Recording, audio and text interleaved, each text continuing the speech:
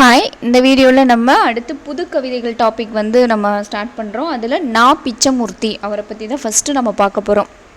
நா. பிச்சமூர்த்தி அவர்கள் முதல்ல மரபு புது கவிதைகள்னா என்ன? புது கவிதைகளினுடைய முன்னோடின்னு இவரை சொல்லுவாங்க. அதனால் புது கவிதைகள்னால் ஃபஸ்ட்டு நமக்கு என்னன்னு தெரியணும். புதிய படைப்பு சூழலில் மரபு கவிதையின் யாப்பு பிடியில் இருந்து, மரபு கவிதைகள்லாம் பார்த்திங்கன்னா யாப்பு இலக்கணத்தோடு இருக்கும். ஸோ அந்த பிடியிலிருந்து விடுபட்ட கவிதைகளை புது கவிதைகள் அப்படின்னு சொல்லி அழைக்கிறோம். புதிய படைப்பு சூழலில் மரபு கவிதையின் யாப்பு பிடியில் இருந்து விடுபட்ட கவிதைகள்.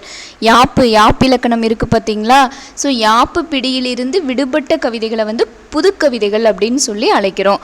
பாரதியாரின் வசன கவிதையை தொடர்ந்து புது கவிதை படைக்கும் முயற்சியில் நா. பிச்சமூர்த்தி ஈடுபட்டார்.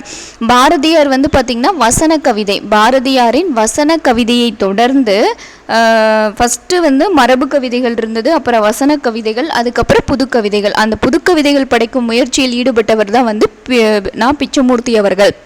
அதனால் அவரை நம்ம என்னன்னு சொல்கிறோம்? புது கவிதையின் தந்தை, புது கவிதையினுடைய தந்தை பிச்சமூர்த்தி அவர்கள். இப்புது கவிதையை இலகு கவிதை, கட்டற்ற கவிதை, விலங்குகள் இலா கவிதை, கட்டுக்குள் அடங்கா கவிதை என பல்வேறு பெயர்களில் குறிப்பிடுகின்றன. ஸோ இதெல்லாம் ரொம்ப இம்பார்ட்டன்ட். ஏன்னா இதெல்லாம் மேக்சிமம் நமக்கு தெரிஞ்சிருக்கிறதுக்கு வாய்ப்பு இல்லை. ஸோ புது கவிதையினுடைய வேறு பெயர்கள், பல்வேறு பெயர்கள் என்னென்னு கூட கேட்கலாம். இலகு கவிதை, கட்டு அற்ற கவிதை, அதாவது ஒரு கட்டுக்குள்ளே இல்லாமல் எப்படி வேணாலும் இருக்கலாம், அந்த மாதிரி இருக்கிறது தான். யாப்பு இலக்கணம் இருக்கணும், அணி இலக்கணம் இருக்கணும். இந்த மாதிரி இலக்கணங்களினுடைய பிடியில் இருந்து விடுபட்ட கவிதைகள், கட்டற்ற கவிதை, விலங்குகள் இலா கவிதை, கட்டுக்குள் அடங்கா கவிதை அப்படின்னு சொல்லி பல்வேறு பெயர்களில் அழைக்கப்படுறாங்க.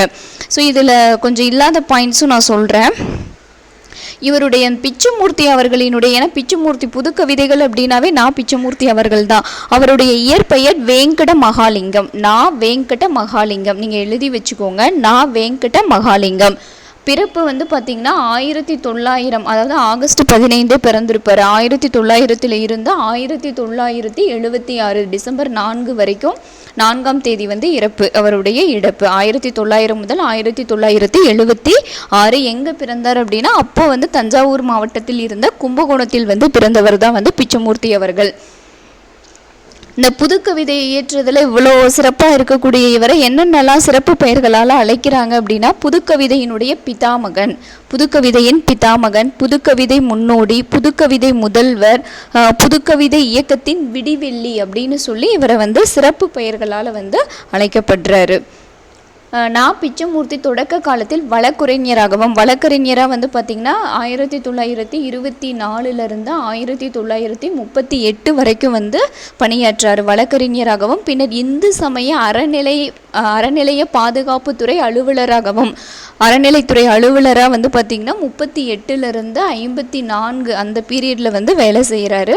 ஹனுமான், நவ இந்தியா ஆகிய இதழ்களின் துணை ஆசிரியராக இருந்திருக்காரு. துணை ஆசிரியர் ஹனுமான், நவ இந்தியா அப்படின்ற 2 இதழ்களினுடைய துணை ஆசிரியராக இருந்தார். இவர் புதுக்கவிதை, சிறுகவிதை, ஓரங்க நாடகங்கள், கட்டுரைகள் ஆகிய இலக்கிய வகைமைகளை படைத்தவர். ஸோ இது எல்லாமே அவர் எழுதியிருக்காரு. புதுக்கவிதை, சிறுகதை, ஓரங்க நாடகம், கட்டுரை, இது எல்லாத்தையும் அவர் எழுதியிருக்காரு. அவருடைய முதல் சிறுகதை எது அப்படின்னா சயின்ஸுக்கு பழி அப்படின்றது தான் அவரினுடைய முதல் சிறுகதை.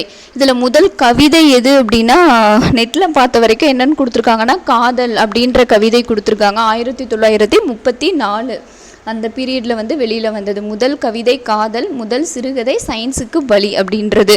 அடுத்த பாயிண்ட்டு 1935 பார்த்திங்கன்னா கலைமகள் பத்திரிகையில் புதுமை பெண்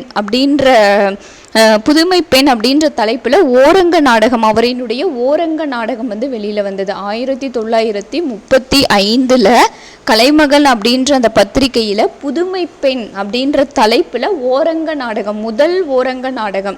ஏன்னா இங்கே முதல் சிறுகதை கொடுத்துருக்காங்க, இப்போ முதல் கவிதை பார்த்தோம், அது அடுத்து முதல் ஓரங்க நாடகம் எது அப்படின்னா புதுமை பெண் அப்படின்ற அந்த தலைப்பில் ஓரங்க நாடகம் வெளியானது. எப்போ? 1935 கலைமகள் அப்படின்ற அந்த பத்திரிகையில்.